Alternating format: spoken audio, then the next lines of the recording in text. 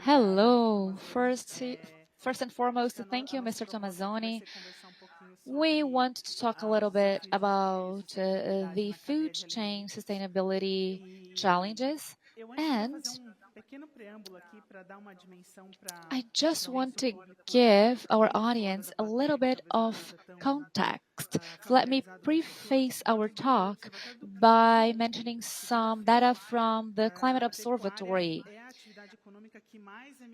Cattle raising is the biggest GHG emitting activity in Brazil. That's due to our particular chain, perhaps. So my question is, how can we make this chain more effective with less environmental impact? And what has a JBS been doing in that sense? Good morning, everyone. Thank you for having me. It's great to be here to talk about the importance of the food systems. I'll start by setting the stage. You already gave the preambles of cattle raising in Brazil and in the world. And Brazil is a major cattle raiser. If you look at Brazil, in the past 30 years, we have increased performance substantially. We produce 120% more meat, but we have reduced the area used for cattle raising by 20%. When you look at the room for improvement, it's still massive. Comparatively, the United States has got half the cattle we have in Brazil, but they produce more meat. But we can make it. Brazil is making good headway.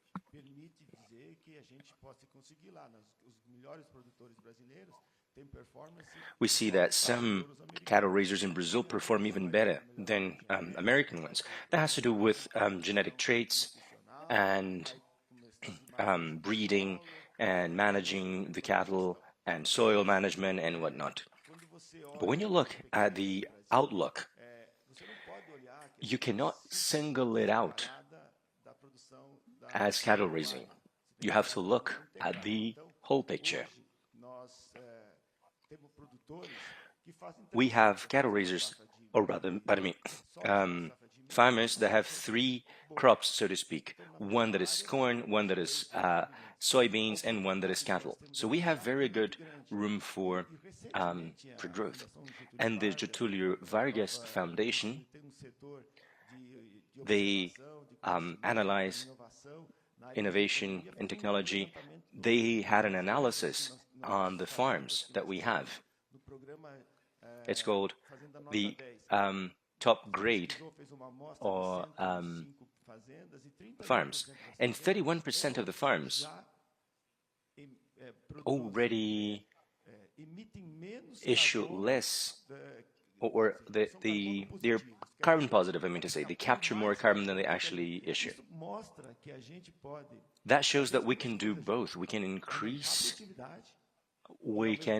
our yield, and we can address climate issues. That is possible.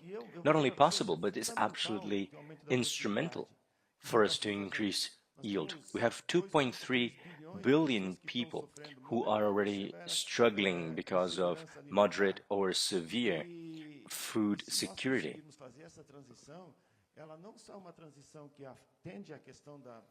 And if we have this transition, we'll not only address the climate issue, but we'll also have more justice. Let me just piggyback on what you mentioned around capturing carbon.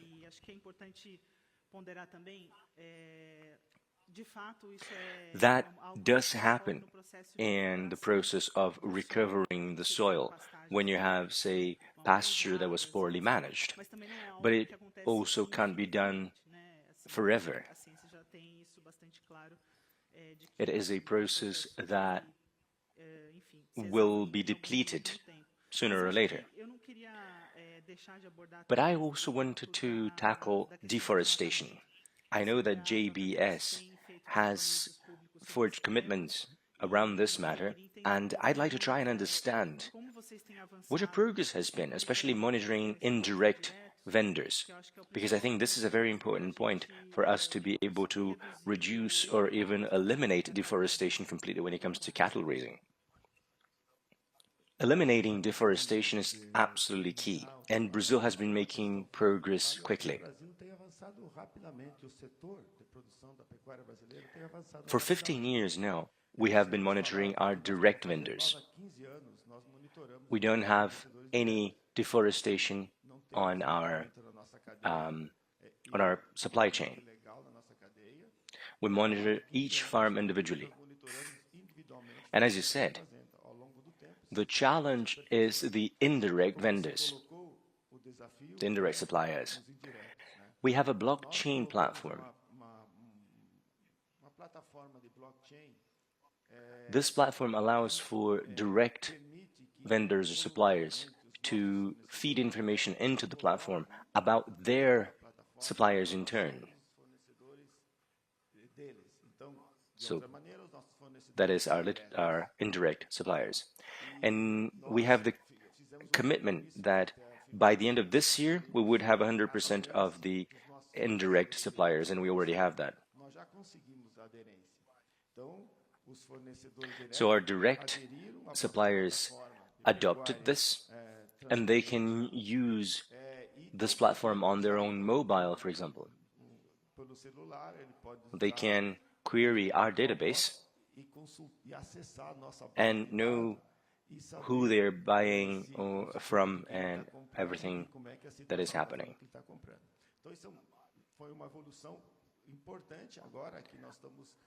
And we're working for our direct suppliers to use this database whenever they buy from someone else.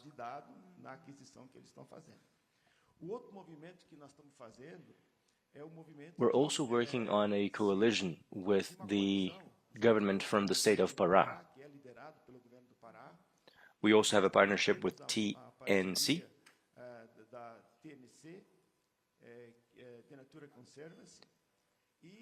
and Carrefour, the supermarket chain, also joined us. The Pará government passed a law that says that every head of cattle has to be identified individually. Pará alone has more cattle head than the whole of Australia. So this may sound like it's just something, but it's actually very important that we have all of this identification there. So there's the pilot project to understand what the technical challenges are. And we donated 2 million alongside the cooperation project that we have with TNC and 1 million individually for the earrings, the tags, right to identify each head of cattle. And yesterday we had the first parcel of meat from a fully traced and tracked lot. So this is progress that we're making. We understand that we have the platform for more sustainable agribusiness and from the government that is being developed. The industry hasn't accessed it yet, but this is a very important progress that we've made. And we have every head of cattle to be tracked in Brazil. We've talked about yield and the increase in yield and productivity and traceability. I think there is a common challenge there, namely engaging the whole supply chain, not only the industry but also the farmers. I know this program you mentioned, the more sustainable agribusiness from the government, is a voluntary program. And I say this because I think it will allow us to talk about funding as well. Where do you think funding comes from? Are there any structures that we need to think about when we think about this organization.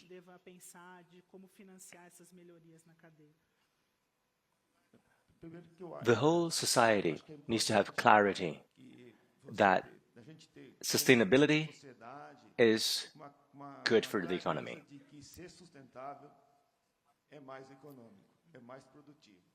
People often think that being more sustainable will cause you to lose money, but that would be an unsurmountable hurdle. But in trying to increase your yield, you'll find more sustainability as well. The challenge isn't the major farmer. We have this program I mentioned, the top grade, Fazenda Nota 10, to try and support growers and farmers to adopt best practices. And we have a 100% adoption rate. 31%, I already mentioned, that captures more carbon than issues it. Now, when we go on to smaller farmers, then we need to help them in the transition. And you have to think about not only improving productivity and yield, but we need also to think about the social aspect, because we have a lot of poorer people, needier people working in agriculture. So we need to support the smaller farmers in their transition. Blocking them is something that we do, but just blocking them won't help them. So we're going to their farms and offices to support them in the transition. This is a very important point. And technical support. Oh, you can do this like that, and everything that we can support them with. But the challenge stands for us to support them funding the matter. And this is a global issue. Only 24% of climate investment flows into agriculture. And it could capture up to 32% of the global emissions. So this is a challenge. And we've been inviting many companies to join us in attempting to find solutions to aid smaller growers find these solutions. You have longer-term funding, and you have some level of security of the investment made. So if I follow, JBS has their own initiatives with direct suppliers, but you understand that we need to fix the private sector as well for these alternatives to come to fruition. I don't think this is a one-company solution. Neither is it a one-sector solution. It's a solution to be addressed or to be found by the whole society. I'm talking about JBS here, of course, but there are other players in cattle raising that have similar programs, so we see that this segment is committed to the transition.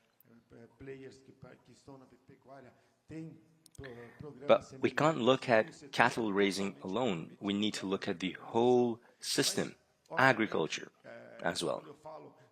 As I said, we see cattle as part of a bigger process when you have 2 crops and a season of cattle in the year. So we need to look at the whole system. We're coming to the end of our panel.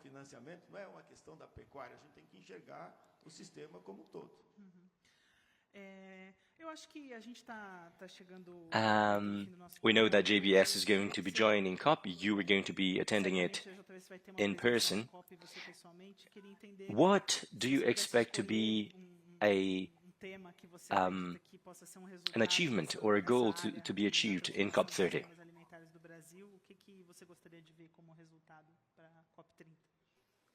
Well, COP is an opportunity. It is a unique opportunity for Brazil. We can show that tropical agriculture, regenerative cattle raising, All of that is part of the transition program to make the whole food system more sustainable as well as more productive. So this is an opportunity.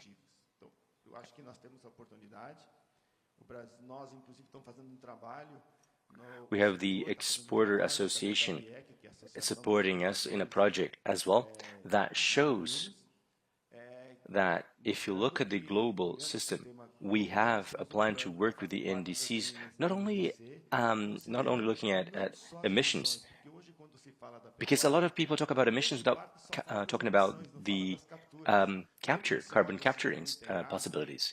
You can see the system can capture carbon. I mentioned that before.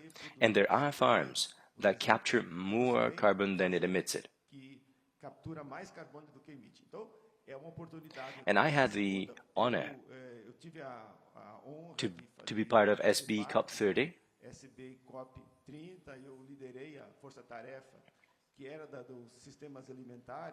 We are taking to COP. That's a government meeting, right? But we're taking suggestions for the private sector to join this transition. And if you're interested and want to be part of this project, sdcop30.com is the website you can check to see our materials. But there are 3 suggestions. One of them is that we have to have the outcome of the system. We have 150 frameworks, so we need one single framework. It's important to have one standardized framework. We need to increase yield. And how do we increase yield? We focus on the small and micro growers, allowing for the technologies to come to them as well. And the third has to do with removing the barriers for financing and funding. Also taking into account all of the environmental aspects. Again, focusing on small growers. If we want to have a fair, just transition, we need to keep an eye on the small growers. You mentioned tropical agriculture a few moments ago, and this is an important part of the efforts that you've been making, trying to shed some light upon the different methods and management practices that you have in different regions.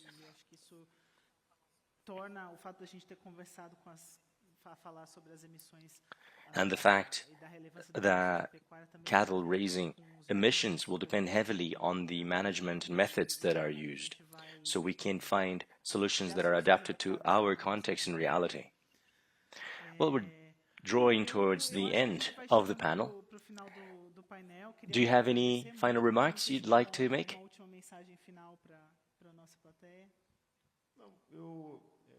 I believe Brazil has a unique opportunity to show the whole potential Brazil has and to change this narrative that there is deforestation in Brazil and there are illegal practices. Much to the contrary, we have clear examples to the contrary. And with the whole potential that we have to increase yield and recover degraded areas,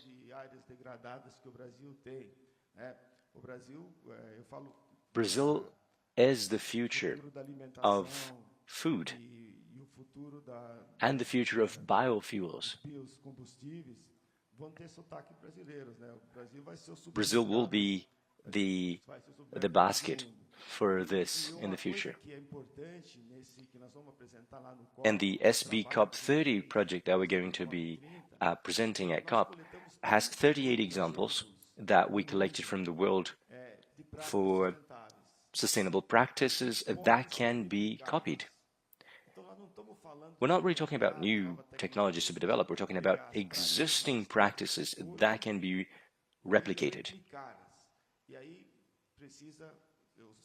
And then we have the the 3 points that I mentioned. We need the single framework, technical support, and funding for that to happen. Brilliant. Thank you very much for joining us. We'll keep a close eye on these discussions at COP. Thank you, Dayanne.